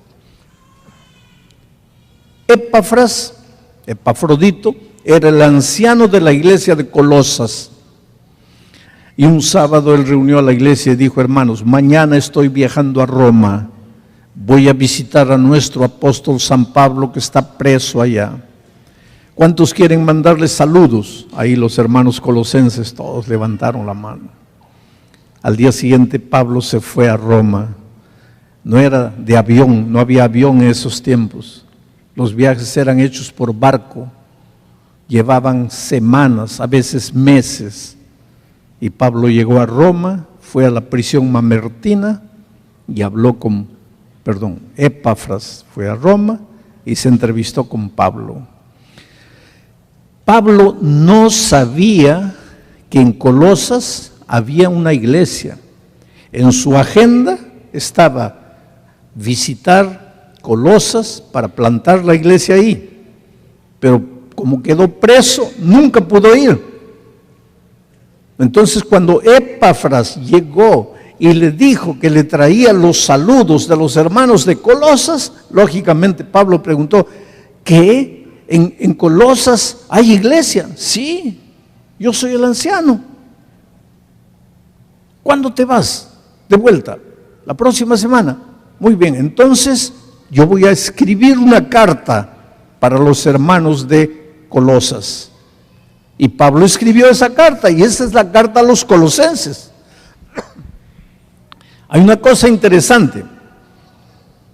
En esos días, esa semana que Epafras pasó con Pablo, pues le contó cómo era la iglesia. Yo no conozco la iglesia aquí, pero si uno de ustedes se sienta conmigo y me explica: mira, la iglesia es así, hay estos problemas, los hermanos son así, ahí yo podría tener un conocimiento de la iglesia. Pues fue eso lo que Epafrodito hizo con Pablo. Le contó, le dijo: mira, la mayoría de los hermanos son nuevos, que recién están aceptando a Jesucristo. Algunos ya están bautizados, otros están estudiando la Biblia, pero todavía no se han bautizado. Algunos ya han estudiado toda la Biblia, pero están indecisos, no saben si se bautizan o si no se bautizan. Entonces Pablo, cuando escribió la carta, escribió para una iglesia donde había gente bautizada. Había gente que estaba estudiando la Biblia, pero no se había bautizado. Y había gente que ya había estudiado la Biblia, pero todavía no se decidía por el bautismo. Pablo les escribe y les dice: ustedes han aceptado a Jesucristo, ustedes deben bautizarse por lo siguiente. Ahí viene el texto. ¿Para qué? ¿Para qué aceptaron a Jesucristo? ¿Por qué? ¿Para qué deben bautizarse? Dice: para que andéis como es digno del Señor, agradándole en todo, llevando fruto en toda buena obra y creciendo en el conocimiento de Dios, fortalecidos con todo poder, conforme a la potencia de su gloria, para toda paciencia y longanimidad. Voy a pedir que dejen toda la hora el texto ahí, porque voy a ir analizando palabra por palabra, porque el mensaje de esta noche es el mensaje que Pablo les va a predicar. Yo solo voy a tomar el bosquejo que Pablo escribió, pero el autor del mensaje es Pablo. ¿Para qué llegó Jesús a tu vida? ¿Para qué debes abrir el corazón y recibir a Jesús? Para que andes primero, para andar. El Evangelio llegó a tu vida para enseñarte a andar. Pero no es solo andar en la vida cristiana, sino andar en todas las áreas de la vida. ¿Sabes por qué? Porque la vida cristiana no tiene que ver solo con tu relación con Jesús. La vida cristiana tiene que ver con tu relación con la esposa, con los hijos, con Jesús, con tu empleado, con tu empleada, con tu vecino, con tu compañero, con tu hermano. La vida cristiana no es solo la vida de la iglesia. La vida cristiana envuelve todas las actividades de la vida. Y cuando Pablo dice: el Evangelio ha llegado a tu vida para que andes, no está hablando solo de andar en la iglesia, andar en la vida cristiana, sino andar en todas las áreas de la vida. Pero dice así: ha llegado a tu vida el Evangelio para que andes como es digno del Señor. No para que andes de cualquier manera, sino para que andes como es digno del Señor. ¿Y cómo es andar como es digno del Señor? Agradándole en todo. ¿Y cómo se le agrada a Dios en todo? Cuando llevas fruto en toda buena obra y cuando creces en el conocimiento de Dios. Vamos a analizar punto por punto esto. El Evangelio llega a tu vida para que andes. Hay dos verbos interesantes. Dice, para que andes y para que crezcas, creciendo en el conocimiento de Dios. Andar, crecer. Dos verbos. Es interesante que estos dos verbos están relacionados. Bueno, el Evangelio llega a tu vida ¿para qué? El Evangelio llega a tu vida para que andes. ¿Qué cosa es andar? Andar es hacer esto que estoy haciendo. Estoy andando. ¿Qué cosa es andar? Un paso atrás de otro. Yo estoy aquí y me fijo un algo, un blanco. Mi blanco es la silla. Yo quiero llegar a la silla. La única manera de llegar a la silla es andar. Ahora, si yo hago esto, ¿qué estoy haciendo? Por favor, no digas, esto, pastor, está andando para atrás. No, no existe andar para atrás. Nadie anda para atrás. El verbo andar es solo para adelante. Para atrás nadie anda. Si estás dando pasos para atrás, no estás andando. Ahí el verbo es otro. ¿Cuál es el verbo? Retroceder. Pero Pablo dice, el Evangelio llega a tu vida para que andes. No para que te quedes parado. No para que te quedes estacionado. No para que te quedes en la mitad del camino lamentándote porque la vida es dura. El Evangelio llega a tu vida para enseñarte a andar, a avanzar, a llegar a la realización de tus sueños. Hay gente que me dice, pastor, yo no sé qué pasa en mi vida, yo trabajo mucho, yo me esfuerzo, yo lucho, pero nada da resultado, parece que mi vida está estacionada. Yo te hago una pregunta esta noche y quiero que te la respondas tú mismo a la luz de la palabra de Dios. ¿Tu vida está estacionada en cualquier área de la vida? En la vida matrimonial, en la relación con las personas, en la vida profesional, en la vida financiera. ¿Tu vida está estacionada? Entonces, Pablo dice, el Evangelio llega a tu vida para que andes. Y si tu vida no está andando, ¿por qué no está andando? Respóndeme la pregunta, a la luz de la palabra de Dios. ¿Por qué no está andando tu vida? ¿Por qué? Porque no has recibido el Evangelio. Porque si hubieras recibido el Evangelio llega a tu vida para hacerte andar. Ahora, yo te estoy predicando lo que yo imagino. Es Dios que te está hablando. Y su palabra dice así, hijo, a veces me da pena, me da tristeza, me da dolor verte siempre en el mismo lugar, lamentándote que porque no hablo inglés, que porque no tengo documento, que porque esto, que porque aquello. ¿Cómo puedo hacerte entender, hijo, que tu vida está estacionada no porque tienes mala suerte?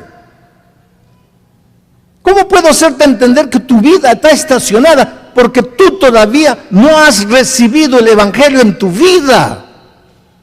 Porque si hubieras recibido el Evangelio en tu vida, el Evangelio llega a la vida para que andes. ¿Y por qué no estás andando? Porque el Evangelio llega a tu corazón, pero no entra. ¿Y por qué no entra? Porque tienes que abrir la puerta. Y si tú no abres la puerta, el Evangelio llega y cae y no entra. Y si no entra, estás estacionado en la vida. Vas a morir estacionado. Y no porque tienes mala suerte, sino porque no abres el corazón al Evangelio.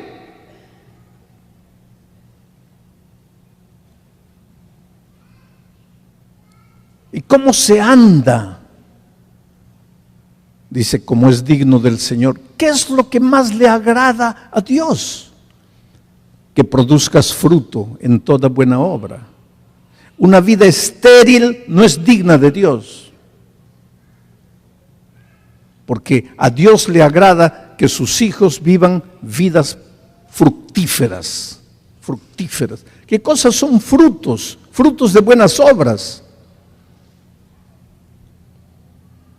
¿Cuáles son los frutos del Espíritu Santo? Gozo, paz, mansedumbre, mira, mansedumbre. Ahora viene ahí la promesa, dice así: para que andéis como es digno del Señor, agradándole en todo, llevando fruto en toda buena obra. Una de esas buenas obras es la mansedumbre, la paciencia, y creciendo en el conocimiento de Dios.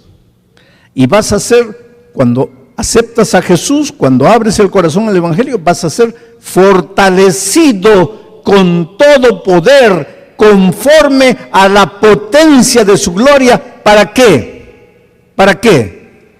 Para toda paciencia, para ser manso. ¿Por qué Dios se preocupa tanto con que produzcas frutos, mansedumbre? Y ahora te dice, Él te va a dar poder, potencia, la dinamita del Evangelio, para que tengas paciencia. ¿Por qué Jesucristo dice, aprended de mí, que soy manso y humilde? ¿Por qué a Jesús le encanta tanto la mansedumbre? Por un simple motivo. ¿Por qué tu matrimonio acabó? Tu carácter. ¿Por qué has perdido tantos empleos en la vida? Tu carácter. ¿Por qué tus hijos han crecido y no quieren ni verte? Estás peleado con tus propios hijos. Tu carácter.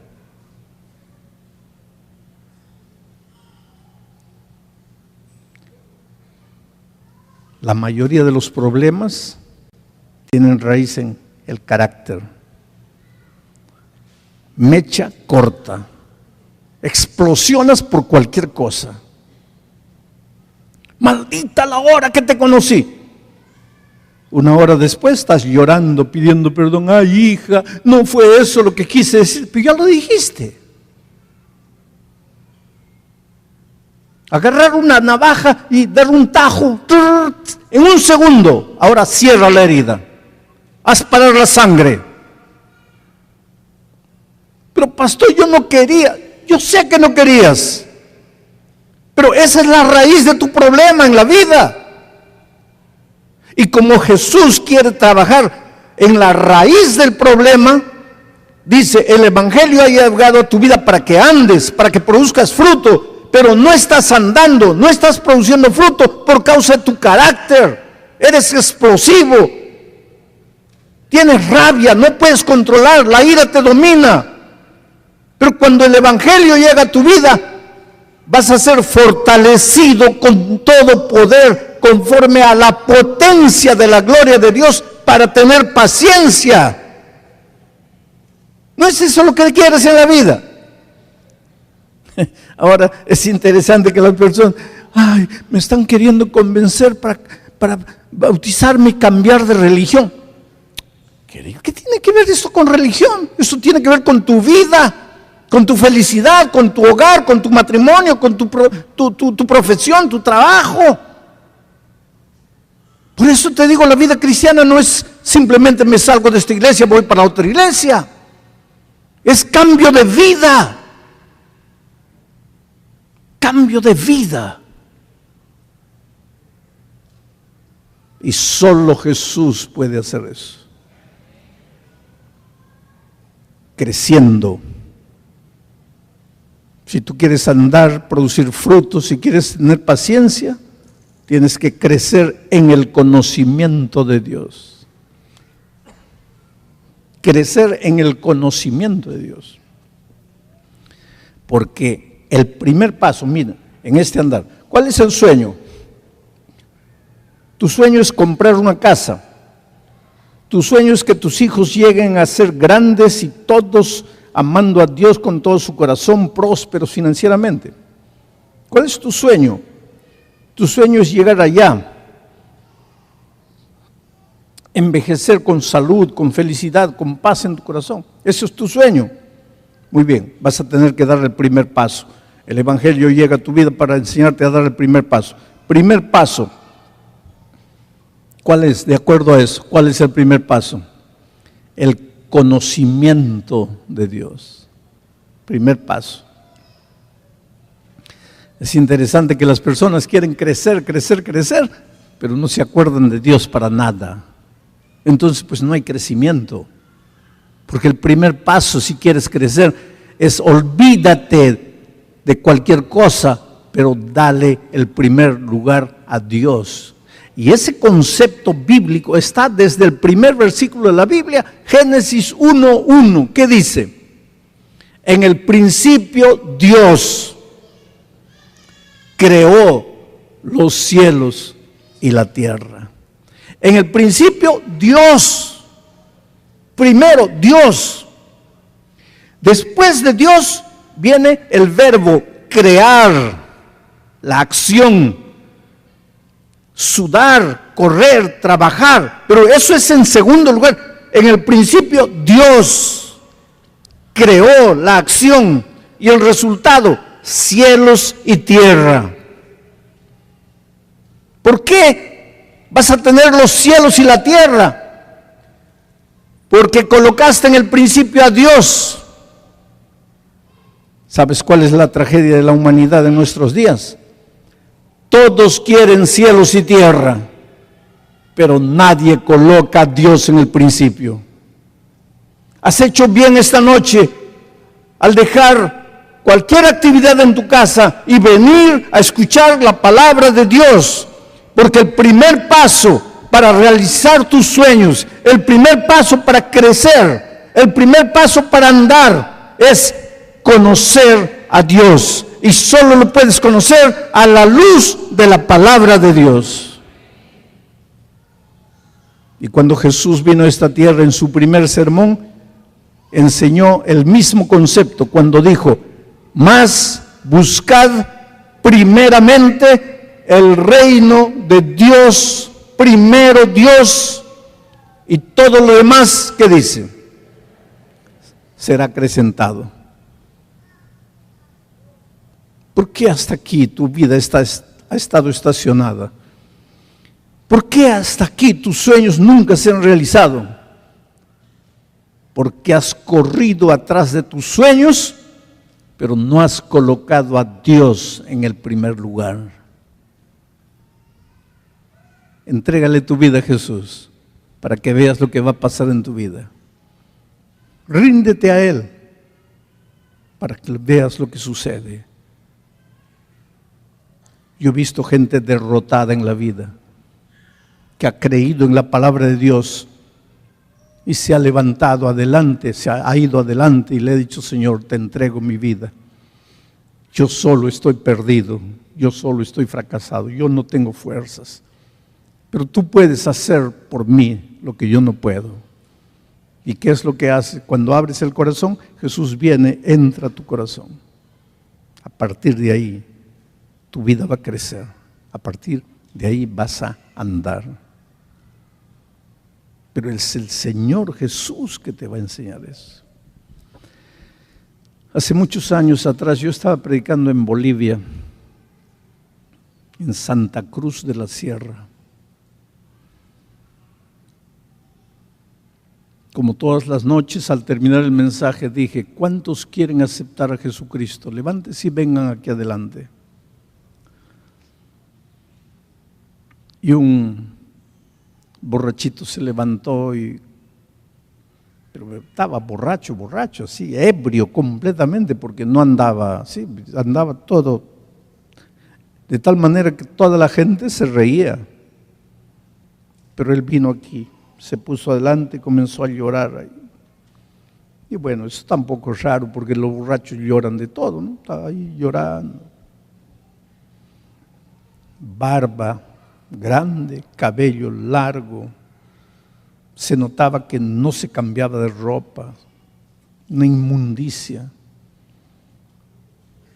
olía mal, porque la gente comenzó a venir, pero cuando llegaban cerca de él, así discretamente se apartaban porque no podían soportar el olor de ese hombre, nunca se bañaba.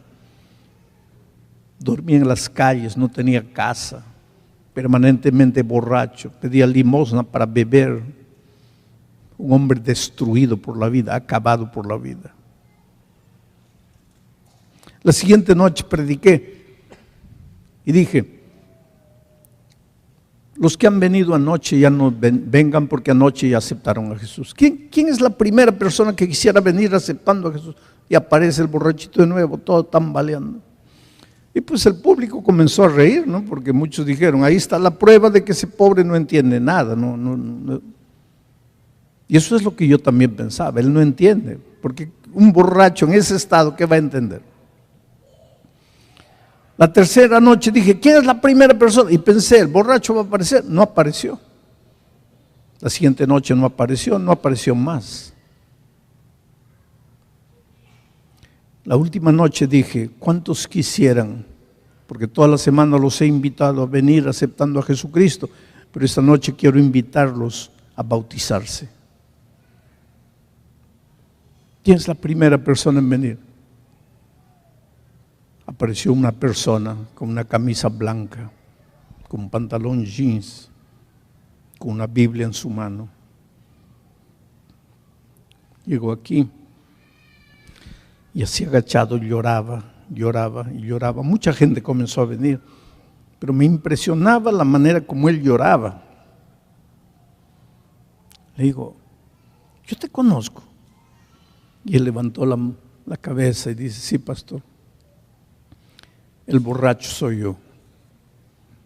Pero estaba bien bañadito, bien cambiado de ropa, bien peinado, se había echado gel, sin barba, todo bien arregladito. Evidentemente no estaba borracho. Bueno, comenzó el bautismo, yo me fui al camarín. El pastor estaba bautizando, había mucha gente para bautizar. Y de repente cuando salgo lo encuentro en el corredor a este hombre llorando. Y le digo, ¿qué fue? ¿Qué te pasó? Dice, no, pastor, es que yo quería bautizarme hoy, pero no me dejan bautizar. ¿Quién no te deja? Ahí hay un hermano que dice que ¿cómo me puedo bautizar si yo el domingo he estado borracho? Y yo entiendo, pastor, yo entiendo, porque ¿quién va a creer en mí? Pero si supieran mi historia. Digo, ¿y cuál es tu historia? Y me contó la siguiente historia. Tenía 21 años, ingeniero de minas, recién graduado, empleado en una de las más grandes empresas mineras de Bolivia. Se casó con una niña de 20 años, se fueron en luna de miel y cuando estaban regresando de la luna de miel, él dormitó en el volante, se cayeron al precipicio y la esposa murió. Y él me dice, pastor, yo maté a mi esposa. Le dijo, no digas eso, fue un accidente, tú te dormiste. Dice, sí, pastor, yo me dormí. Pero quien tenía que morir era yo, no ella. Ella no estaba haciendo nada, yo estaba dirigiendo. Quien dormitó fui yo, quien tenía que morir era yo. ¿Por qué murió ella? Pastor, en ese tiempo yo no conocía a Jesús, yo no conocía la palabra de Dios, yo no conocía nada. Y un hombre sin Cristo, ¿qué hace en el momento de la desesperación, del dolor? Pues yo me entregué a la bebida y comencé a beber. Yo no quería más vivir. En 5 o 6 meses perdí el empleo, ya no tenía más empleo. Pero es que yo no quería vivir. Estoy contando, pastor, de una cosa que sucedió 30 años atrás. Durante estos 30 años he vivido en la calle, he dormido en los cementerios. Nunca ha pasado un día sin que yo beba. Soy un alcohólico, acabado, perdido, no como. El poco dinero que consigo con limosna lo uso para beber, nunca me baño. Y el primer día que yo entré aquí no fue porque tenía interés en el evangelio. Yo entré porque estaba lloviznando afuera y el único lugar para guarecerme la lluvia era el Coliseo. Entré. Usted puede pensar que yo no entendía porque estaba borracho. Sí, es verdad, estaba borracho. Mi mente oscurecida por el alcohol, pero yo le entendí todo lo que usted dijo. Cuando usted dijo así: esta noche te voy a invitar a que te levantes y vengas aquí adelante y le entregues la vida a Jesús. Y usted dijo así: solo tienes dos caminos. El primer camino es levantarte y volver a tu casa y continuar viviendo la vida que has vivido hasta aquí. Y el segundo camino es levantarte y venir aquí adelante y entregarle la vida a Jesús. Pastor, usted estaba equivocado. Yo no tenía dos caminos. Ese primer camino, levantarme e ir a mi casa para continuar viviendo la vida. Pastor, ¿qué casa? ¿A qué casa iba a volver yo? Para continuar viviendo la vida. ¿Qué vida, pastor? ¿Qué vida yo había vivido? Ese primer camino para mí no existía. Para mí solo había un camino: entregarme a Jesús. Y por eso me entregué. Y usted debe pensar: ¿por qué me levanté la segunda noche? ¿Usted cree que no entendí cuando usted dijo: los que se han levantado anoche no vengan? Yo le entendí. Pero ¿sabe por qué me levanté? Porque la primera noche, después de la reunión, yo salí y bebí de nuevo. Entonces a la noche siguiente yo dije: mi decisión de anoche ya no sirve porque he vuelto a beber. Por eso me levanté. Pero esa noche ya no bebí. Y la otra noche no bebí. Y la otra noche no bebí. Pastor, hoy día estoy completando, después de 30 años, hoy día estoy completando 5 días sin beber una gota de alcohol después de 30 años. Pastor, ese es un milagro. Y había un hermano que estaba en el corredor y vino y lo abrazó. Y llorando le dijo: hermano, perdóname, porque el que dijo que no te podías bautizar era yo. Pero es que no conocía tu historia. Y lo bautizaron. 5 años después yo volví a Santa Cruz a predicar en el mismo Coliseo. Interesante que en septiembre estoy volviendo a Santa Cruz a predicar en el mismo Coliseo. Pero 5 años después volví, el pastor me recogió en el hotel y cuando llegamos al Coliseo vi un hombre que corría de aquí para allá, tenía un walkie-talkie en la mano, un chaleco fosforescente, corriendo de aquí para allá, dando órdenes, coordinando 200 recepcionistas en las puertas del Coliseo. Cierra allá, abre aquí, eso aquí. El pastor llegó. Y el pastor me dice: ¿te acuerdas de ese hombre ahí? No. Pues es el borracho que se levantó la primera noche hace 5 años cuando estuviste aquí. Es ese hombre. Ese hombre está empleado, está de novio, transformado, líder en la iglesia y coordinando esta noche todo el equipo de recepción de 200 hombres.